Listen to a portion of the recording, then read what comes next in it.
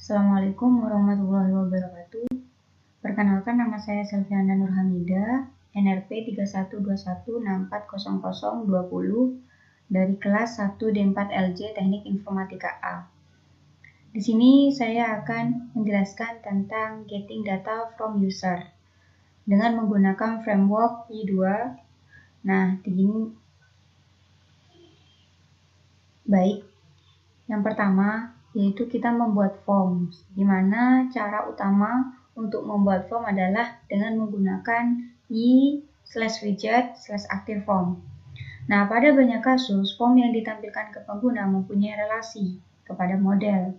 Selanjutnya, semua yang berada di antara ActiveForm atau begin atau ActiveForm end pada kode PHP akan diletakkan di dalam tag HTML atau form. Dan untuk membuat elemen form beserta label dan validasi JavaScript-nya dapat dilakukan dengan memanggil metode ActiveForm. Selanjutnya, membuat form. Jadi, salah satu contoh shortcode ketika kita ingin membuat sebuah form, maka seperti ini.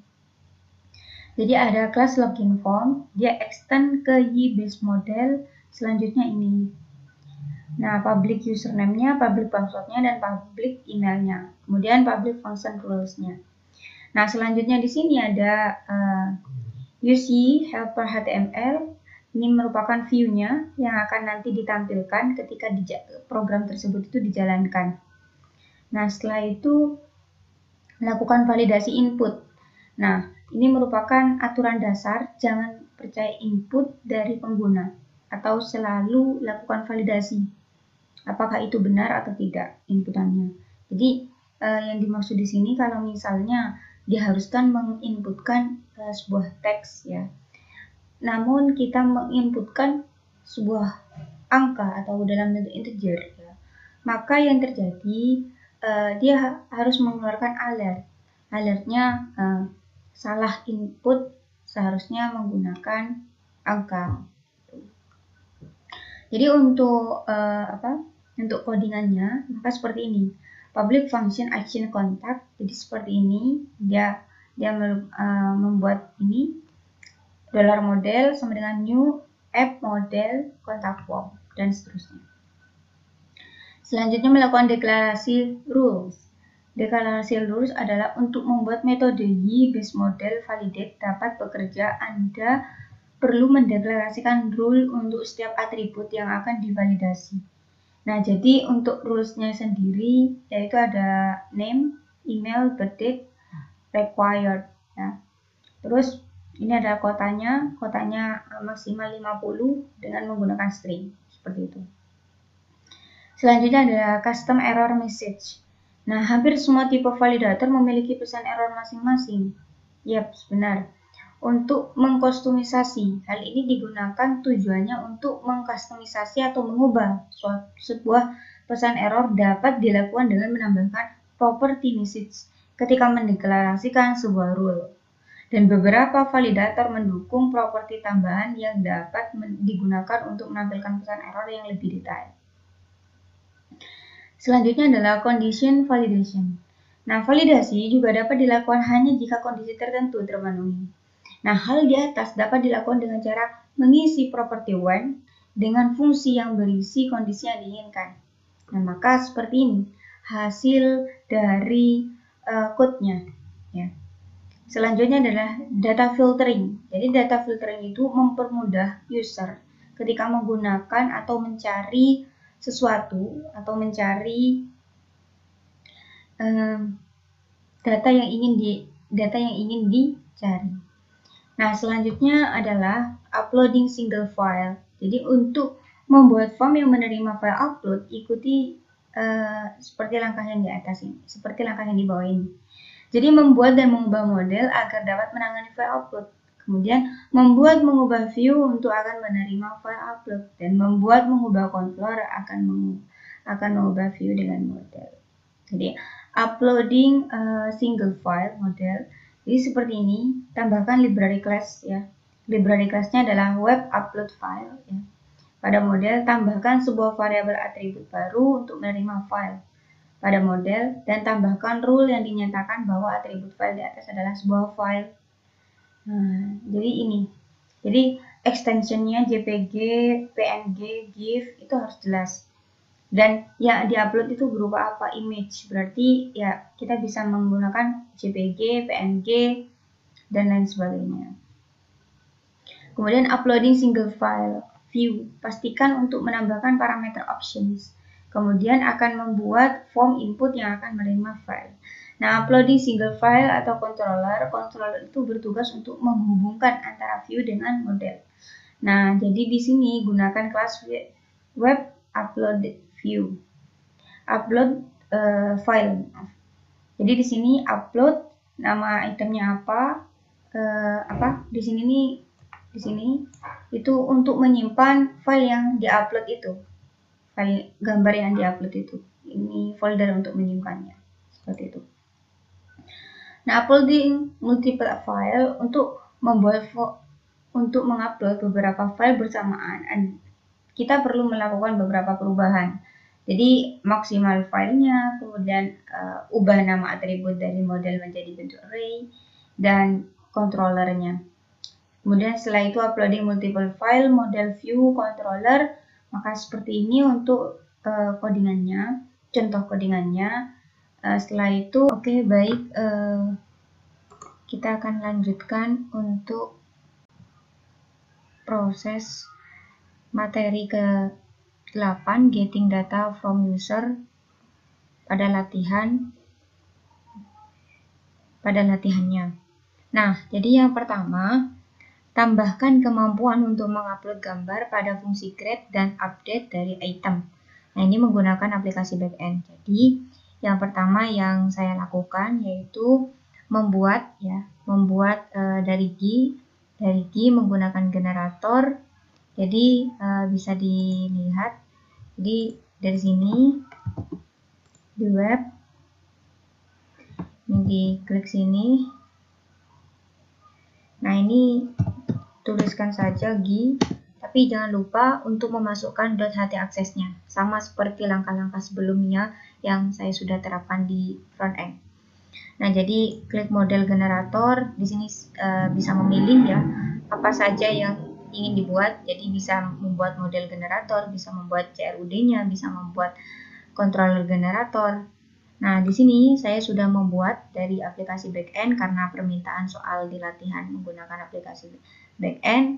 Jadi di aplikasi backend di sini ada customer controller, item category, dan item controller, dan orders, dan site controllers.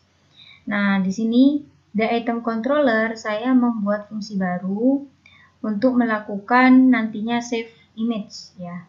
Jadi ketika user melakukan create dan melakukan update, user bisa melakukan save image juga. Nah, jadi untuk user bisa melakukan save image ini, yang pertama saya sudah membuat untuk database image, jadi ditambahkan field baru atau kolom baru untuk menyimpan data image tersebut. Nah, jadi ini merupakan tambahan code-nya yang telah saya buat. Jadi di sini ada protected function save image yang isinya mengambil dari item. Kemudian di sini melakukan request dan itemnya di save, lalu di-upload filenya dan kemudian ditaruh di bagian upload path ini. Jadi upload/items itu saya sediakan folder di mana ketika sudah melakukan upload, maka foto yang kita upload ini akan tersimpannya di ini dan terbaca juga di database seperti itu.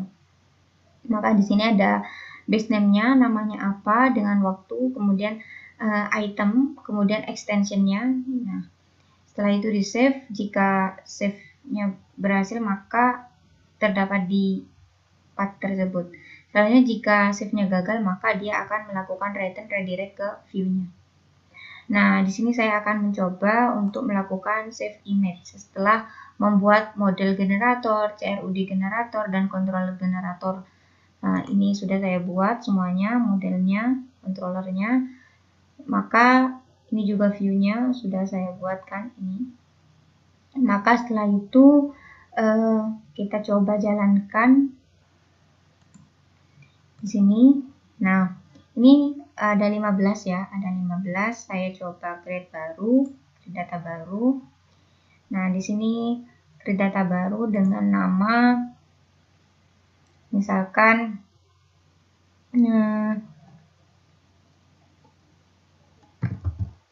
Hadis Buya Hamka.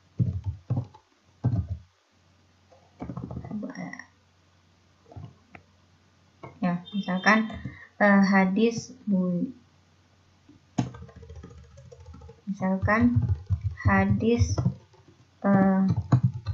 tentang fikih gitu ya. Nah, price-nya di sini saya hargai dengan 110 ya. Nah, ini kemudian choose file.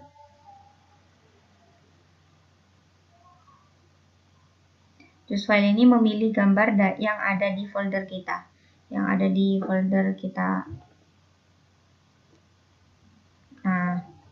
di sini kita bisa melakukan choose file. Jadi saya memilih untuk melakukan choose filenya ini ya. Nah, ini misalkan. Nah, nanti kebaca. Setelah itu ada kategorinya. Saya tuliskan kategorinya itu 6. Kemudian sudah selesai semua. Oke, baik. Di sini saya akan menjelaskan ketika user melakukan create item, maka nama di sini harus sesuai. Jadi nama kan tipe datanya string saya gunakan di backend di codingannya. Nah, di sini ketika menggunakan string, maka dia harus diinputkannya huruf. Nah, ini maka seperti itu. Kemudian di price itu saya settingnya tipe datanya menggunakan integer, maka dia hanya bisa dimasukkan oleh angka saja. Kemudian choose file sudah saya pilih, kemudian ini kategori ID-nya. Selanjutnya saya akan mencoba sebelum saya save, saya akan mencoba ini saya isi dengan huruf ya, misalnya hadis. Maka yang terjadi adalah price must be an integer. Jadi dia akan menampilkan alert ketika saya salah memasukkan huruf. Kan yang benar menggunakan angka seperti itu. Jadi price-nya di sini adalah saya taruh seperti tadi ya, 110. Maka jika selesai, nah maka seperti ini. Dan klik save. Nah, setelah klik save, maka yang terjadi adalah gambar itu seharusnya tersimpan. Nah, ini ID-nya 17, bener kan? Tadi ID paling terakhir itu 16. Kemudian jumlah datanya harusnya nanti bertambah menjadi 17 ya. Menjadi 16, maaf, menjadi 16. Nih, ini price-nya benar dan kategori ID-nya benar, item image-nya benar. Nah, di sini kita bisa melihat juga dari proses codingan kita.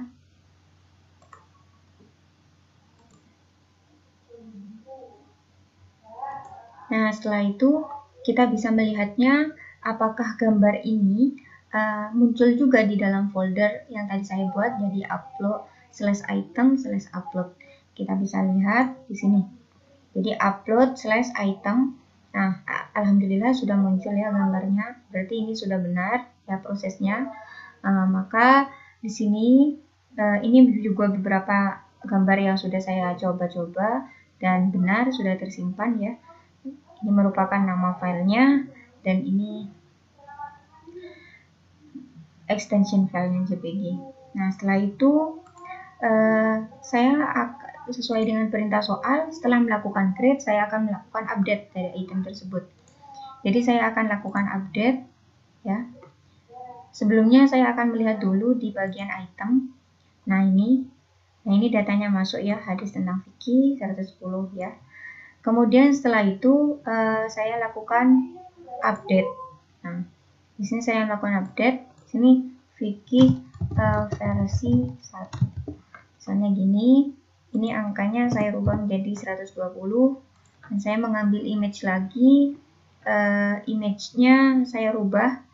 Yang tadi itu saya rubah menjadi image yang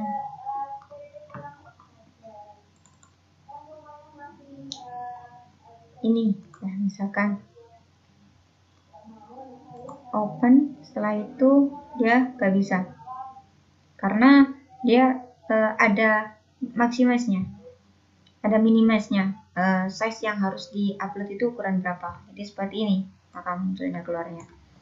Nah, sekarang kita akan mencoba mencari file yang lebih ini, misalkan saya menggunakan ini, AdSense ini, kemudian kategorinya 6, kemudian saya save, ya, tetap saya save dari hasil update-annya. Maka yang terjadi adalah seperti ini. Hadis tentang fikih versi 1 sudah bisa berhasil dilakukan update. Kita lihat di bagian daftar produk, ya. Di bagian daftar produk juga bisa terupdate juga, ya. Di sini apakah bisa untuk dilakukan hapus? Kita coba. Ini saya melakukan hapus yang 16, ya. Oke, setelah itu maka yang terjadi adalah yang 16 hilang. Sudah, berarti berhasil melakukan create, update, dan delete. Nah, yang kedua yaitu tampilkan daftar produk pada halaman utama dari aplikasi front-end. Jadi, ini kan merupakan aplikasi yang ada di back-end. Sekarang kita akan melakukan ke front-end. Jadi, tinggal rubah nama foldernya saja, front-end, seperti itu ya, front-end.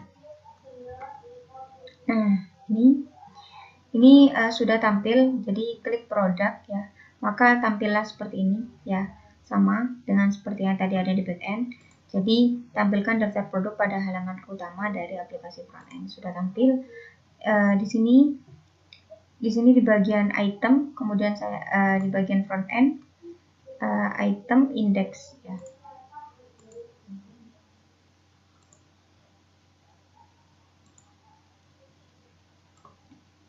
Ini di tepatnya. Nah, ini.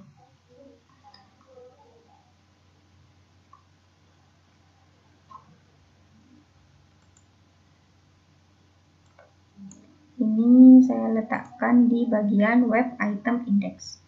Nah, kita bisa lihat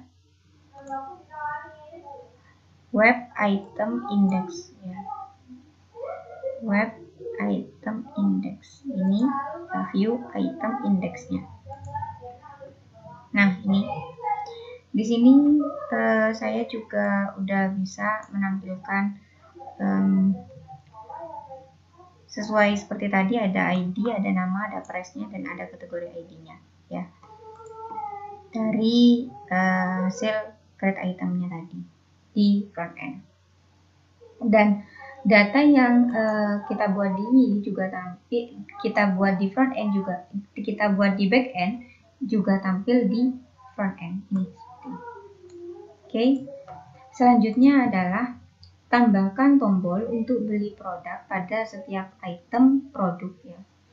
Pastikan hanya user yang sudah login yang bisa membeli produk, ya. Jadi ini merupakan tambahkan tombol untuk beli produk pada setiap item produk. Nah, ini saya seperti ini. Kemudian tambahkan tombol, ya. Tambahkan tombol beli produk pada setiap untuk produk. Nah, di sini saya pergi ke home. Ini saya tetap front end dengan user yang udah masuk. Nah, jadi ketika si user ini sudah login, maka dia akan ditampilkannya seperti ini, ya. Jadi setiap produk itu ada buttonnya, ada tombolnya, add to cart shop, add to cart shop, add to cart shop, add to cart shop. Nah, setelah itu kita bisa lihat codingannya seperti ini. Jadi ini codingannya, ya, yang sudah saya lakukan.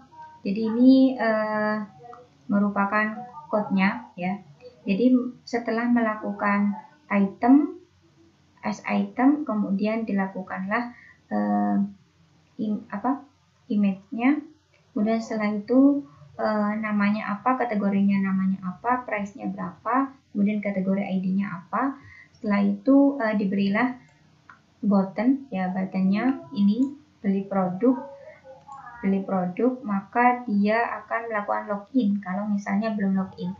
Kalau add to cart shop itu berarti si user sudah melakukan login seperti yang sudah saya tunjukkan tadi. Ini berarti si user sudah melakukan login, makanya muncul tambahkan cart pada shopnya, ya tambahkan ke cart shop, ya kan. Ini ya, ini berarti sudah login. Namun di perintah soal pastikan hanya user yang sudah login yang bisa membeli produk. Nah, ini berarti kan yang sudah login. Namun bagaimana kalau misalnya yang belum login? Saya coba logout ya. Maka yang belum login hasilnya seperti ini. Jadi beli produk, si user misalnya user ini melakukan beli produk. Jadi dia tuh akan meredirect ke site login. Sama seperti codingan yang saya terapkan di sini. Ketika klik tombol beli produk, maka dia akan meredirect ke login kalau user tersebut belum login. Nah, seperti ini contohnya. Nah, kalau misalnya si user itu sudah login, misalnya saya akan login ya sekarang ini dengan password yang sudah saya sign up. Nah, ini ketika saya sudah login, maka munculnya seperti ini buttonnya. Beda ya. Nah, ini penerapan codingnya seperti ini ya. Nah, maka penerapan codingannya seperti ini ya, seperti ini. Kemudian setelah itu di sini saya juga melakukan model item kategori, melakukan import item kategori, kemudian aktif HTML dan array helpernya. Maka jadilah seperti tadi, seperti ini ya. Toko baru, selamat datang di toko baru aplikasi MyMart. Ini saya letakkan di bagian indeks juga nih ya. Oke. Baik, itu untuk latihan yang nomor 3 dan sekian dan terima kasih penjelasan dari saya tentang code dan penjelasan tentang aplikasinya dari tugas latihan 8 ini. Kurang lebihnya saya mohon maaf. Wabillahi taufiq wal hidayah. Wassalamualaikum warahmatullahi wabarakatuh dan semoga bermanfaat.